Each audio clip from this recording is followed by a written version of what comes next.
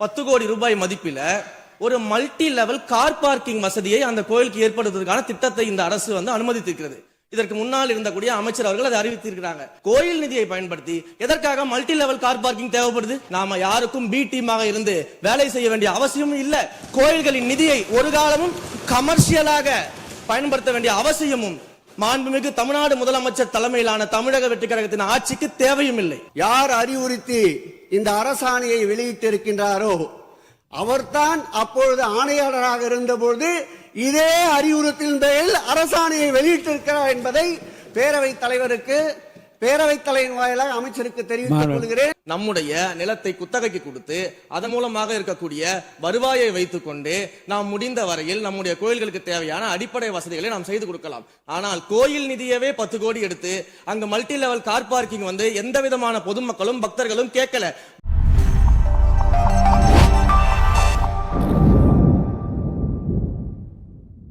அறநிலையத்துறையின் அசையும் மற்றும் அசையா சொத்துக்களின் வருவாய் அதன் புனிதமான நோக்கத்திற்கு மட்டுமே பயன்படுத்தப்படும் அப்படின்னு ஆளுநர் உரையில இடம்பெற்றிருக்கு.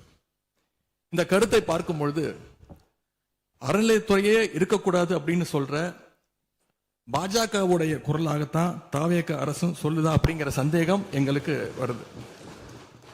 பாஜகவும் வலதுசாரிகளும் சொல்றது இதுதான். அறநிலையத்துறை பள்ளி கல்லூரிகளை நடத்தக்கூடாது, அறநிலையத்துறை பள்ளி கல்லூரிகள் நடத்தக்கூடாது அப்படின்னு சொல்லிட்டு இருக்கிறாங்க. இதுக்காக வழக்கும் தொடர்ந்து இருக்கிறாங்க. இந்த நிலைப்பாடு திருமண மண்டபங்கள் வணிக வளங்களோடு நிற்குமா, இல்ல கல்வி நிறுவனங்களுக்கும் இந்த கண்டிஷன்ஸ் அப்ளை செய்யப்படுமா? மாண்புமிகு அறநிலையத்துறை அமைச்சர்கள், மாண்புமிகு பேரவைத் தலைவர் அவர்களே, மாண்புமிகு தமிழ்நாடு முதல்வர் அவர்களே, அறநிலைத்துறையை பொறுத்த வரைக்கும் கோவில்களின் வருமானம் கோவில்களில் வரக்கூடிய பக்தர்களுக்காக செலவிடப்படும் என்பதை நம்முடைய ஆளுநர் உரையில் இடம்பெற்றதுதான் அதோடைய சாராம்சம்.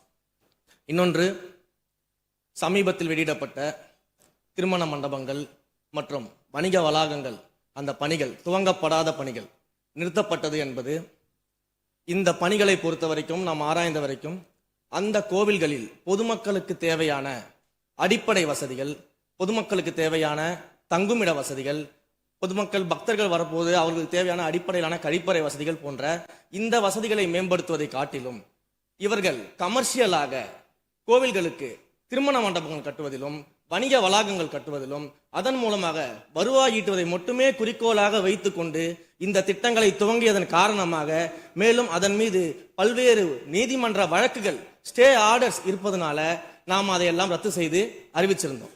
இதற்கு ஒரே ஒரு உதாரணமாக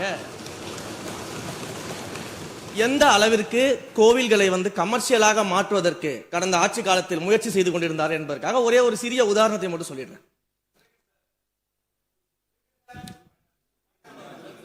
அருள்மிகு குன்னூரில் இருக்கக்கூடிய அருள்மிகு விநாயகர் திருக்கோயில், ஏறத்தாழ அந்த கோயில்கள்ல இருந்து கோயில் நிதியை பயன்படுத்தி 10 கோடி ரூபாய் மதிப்பில ஒரு மல்டி லெவல் கார் பார்க்கிங் வசதியை அந்த கோயிலுக்கு ஏற்படுத்துவதற்கான திட்டத்தை இந்த அரசு அனுமதித்திருக்கிறது. இதற்கு முன்னால் இருந்தக்கூடிய அமைச்சர் அவர்கள் அதை அறிவித்திருக்கிறாங்க. அந்த கோயில்ல ஒட்டுமொத்தமாக மாதத்திற்கு வரக்கூடிய பக்தர்களின் எண்ணிக்கையே 500 தான் ஆவரேஜா. அதே போல அந்த கோவில்களுக்கு அடிப்படையில கழிப்பறை வசதி கூட கிடையாது. இது மட்டும் இல்ல, குன்னூர் மற்றும் உதகையை சுற்றி இருக்கக்கூடிய அனைத்து பகுதிகளிலும் இருக்கக்கூடிய 50 கோவில்கள்ல பேசிக்கா இருக்கக்கூடிய டாய்லெட் ஃபெசிலிட்டிஸ் கூட அங்க இருக்கக்கூடிய கோயில்களுக்கு கிடையாது. அப்படிப்பட்ட இடங்கள்ல கோயில் நிதியை பயன்படுத்தி எதற்காக மல்டி லெவல் கார் பார்க்கிங் தேவைப்படுது? அப்ப இது கமர்ஷியல் திட்டங்கள் இல்லையா? கோவில் நிதியை இப்படி கமர்ஷியலாக பயன்படுத்துவதற்கு எதிராக தான் நாம இந்த திட்டங்களை எல்லாமே தடுத்து இந்த திட்டங்கள் தேவையில்லை, அதற்கு பதிலாக நம்முடைய அரசாணையிலே வெளியிட்டிருக்கிறோம். மிக தெளிவாக கடைசி வரியை படித்து பார்த்தால் எல்லாருக்கும் தெரியும். இந்த கோவில் நிதியை பயன்படுத்தி கோவிலும் பக்தர்களும் பயன்படக்கூடிய வகையில மாற்று திட்டங்களை உருவாக்கும்ன்ற வரியை நம்ம மென்ஷன் பண்ணியிருந்தோம். எந்த இடத்திலையுமே மக்கள் பயன்படக்கூடிய கல்வி நிலையங்களையோ இல்ல இது போன்ற மருத்துவ வசதிகளையோ நாம செய்து தரமாட்டோம்னு சொல்லல.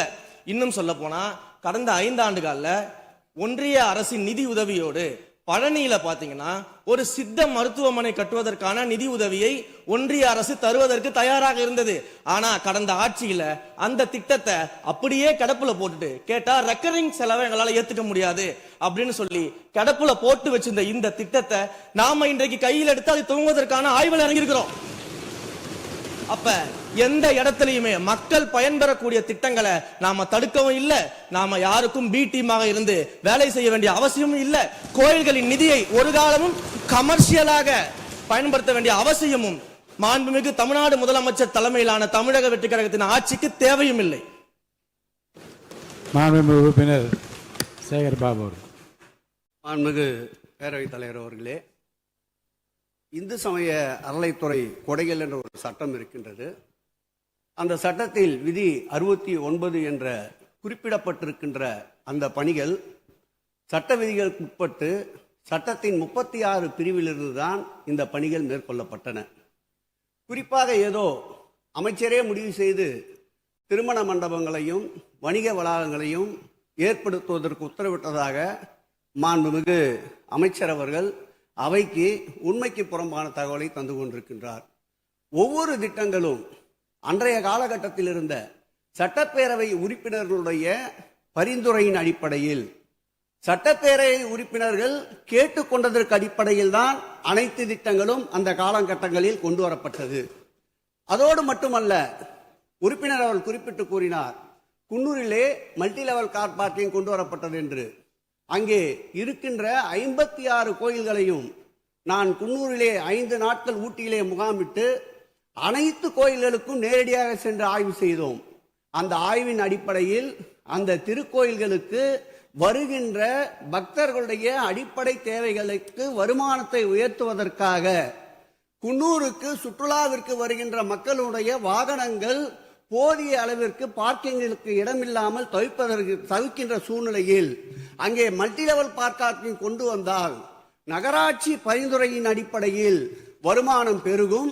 அந்த வருமானம் திருக்கோயில்களுடைய மேம்படுத்துகின்ற பணிகளுக்கு உதவும் என்பதற்காகத்தான் அந்த பணிகளை மேற்கொண்டோம் என்பதை மாண்புமிகு அமைச்சர் அவர்களுக்கு இப்போது யார் அறிவுறுத்தி, ஒரு நிமிஷம், யார் அறிவுறுத்தி இந்த அரசாணையை வெளியிட்டிருக்கின்றாரோ அவர்தான் அப்பொழுது ஆணையாளராக இருந்தபோது இதே அறிவுறுத்தலின் பேரில் அரசாணையை வெளியிட்டிருக்கிறார் என்பதை பேரவைத் தலைவருக்கு, பேரவைத் தலைவர் வாயிலாக அமைச்சருக்கு தெரிவித்துக் கொள்கிறேன்.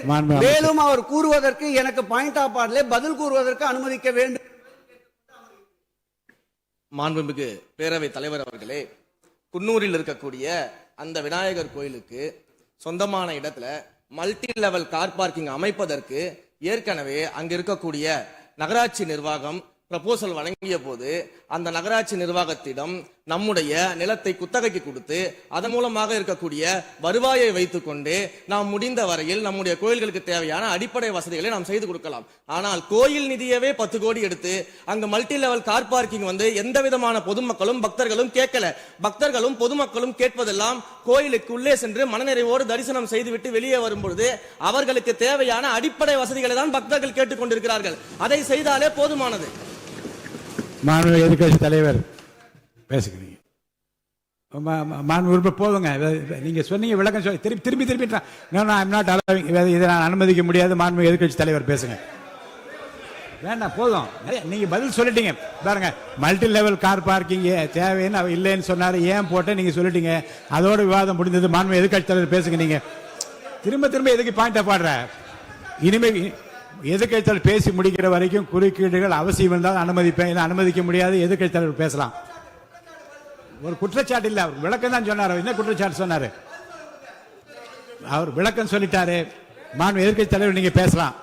இனி மாண்பு எதிர்க்கட்சி தலைவர் பேசி முடிக்கிற வரைக்கும் எந்த குறுக்கீடுகளுக்கும் நான் அனுமதிக்க முடியாது. அவசியம் ஏற்பட்டால் விதிகள் உட்பட்டு அனுமதிக்க வேண்டிய உரிமை எனக்கு இருக்கிறது. இப்போது மாண்பு எதிர்க்கட்சி தலைவர் பேசலாம்.